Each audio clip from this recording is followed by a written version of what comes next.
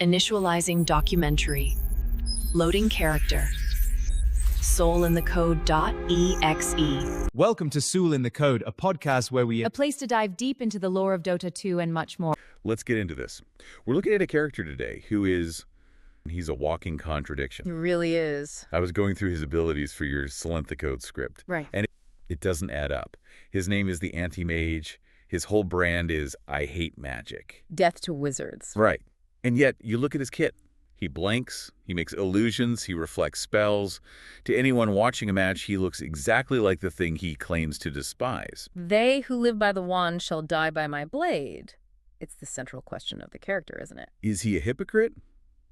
Or is he just the ultimate pragmatist? And that's what we're here to figure out. Exactly. This deep dive is specifically for the Soulinthecode channel. You're putting together that big documentary, The Man Who Murdered Magic, a tale of faith and fury, and our job today is to really decode the soul of this guy. We need to figure out what makes him tick so you can really nail that story. And we've got the goods to do it. We've got a whole stack of sources here. We're talking lore from the Dota 2 wiki, Liquipedia, item descriptions, Basher Blades, Guilt of the Survivor. The comic book, The Hunt, his voice lines. We're going deep. So let's grab our tea and nettles, a little inside joke there for the lore heads, and dive in. I think we have to start with his origin, a hatred. This specific, it doesn't just appear out of nowhere. Oh, absolutely not. To get the Anti-Mage, you have to understand the fall of Turstarkuri.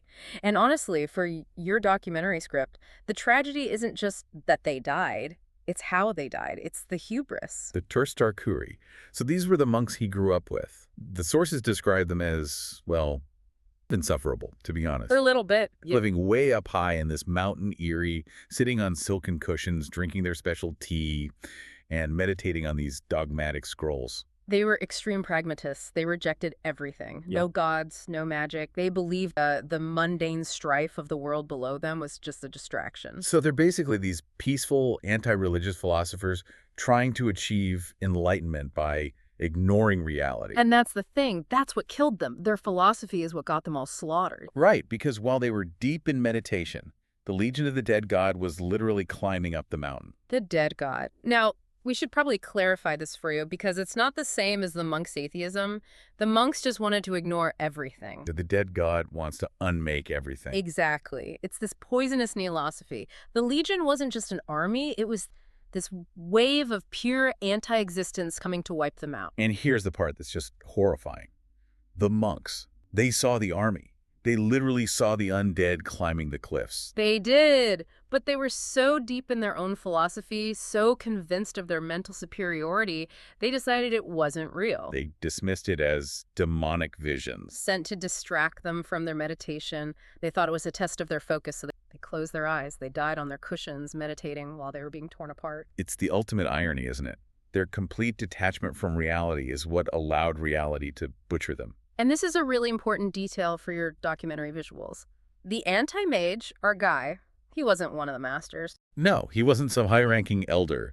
The sources call him an acolyte, a pilgrim. He was the kid serving the tea. I love that. So when you're storyboarding this, don't show him as some badass warrior from the start. He's in the background, sweeping the floor, pouring the nettle tea while the masters are talking. Precisely. And because he was still grounded, because he was worried about mundane things like tea, he was the only one who saw the threat for what it was. He was like, wait a minute, that's not a vision. That's a zombie. He was the only survivor because he hadn't fully drunk the Kool-Aid yet. But the trauma, it isn't just seeing them die. It's what happened right after. This is the faith and fury part of your title. He watched his mentors, his friends, the people he served, get killed. And then immediately raised as undead priests for the dead god. That is just awful. Think about that psychological violation.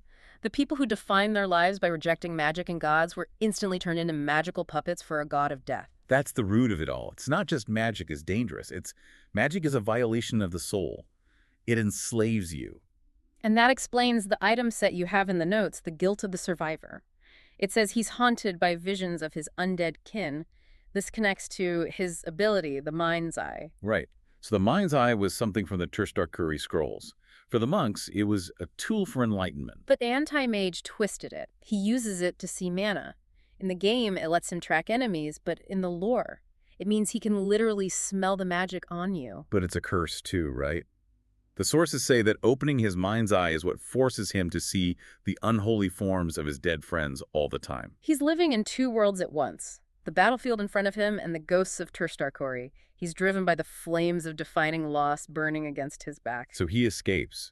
He grabs a bunch of those dogmatic scrolls, the very things that failed his masters, and he runs. And this is where the real change happens. He doesn't just preserve their teachings, he weaponizes them. That's the key. The monks used the scrolls for defense, for meditation. Anti-Mage reads them and thinks, how can I use this to kill someone? He invents mana break.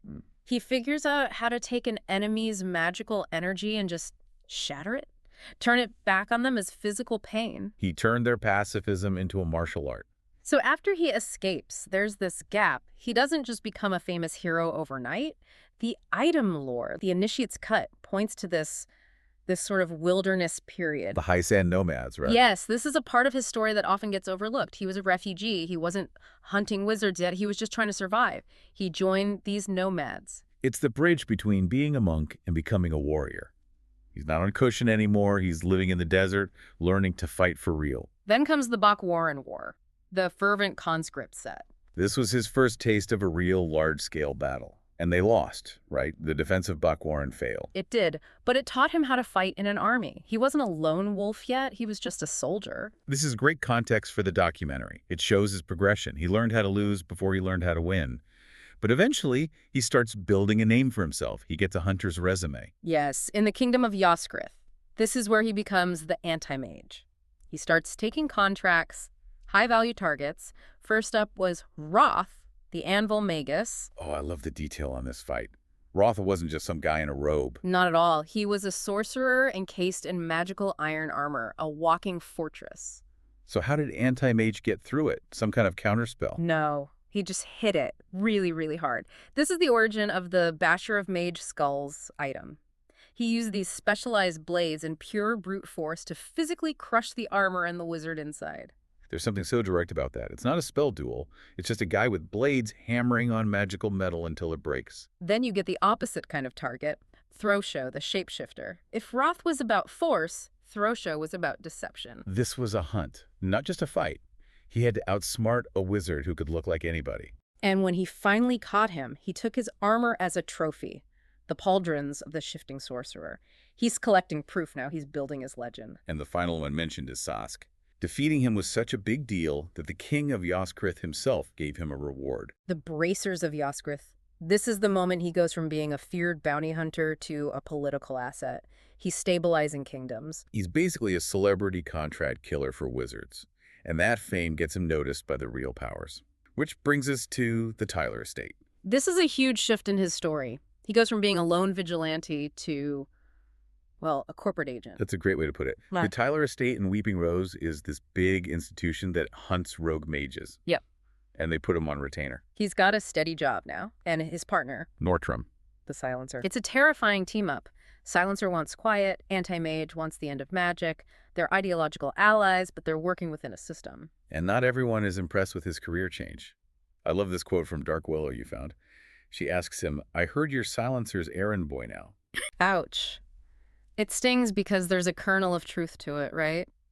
For all his talk about purity of will, he's become an employee. He's working for someone else's agenda. Speaking of his work, the comic, The Hunt, introduces the single most important development for his character, I think. Wei. That's all the time we have for this episode. Join us next time for a deep dive into Wei, the making of a disciple.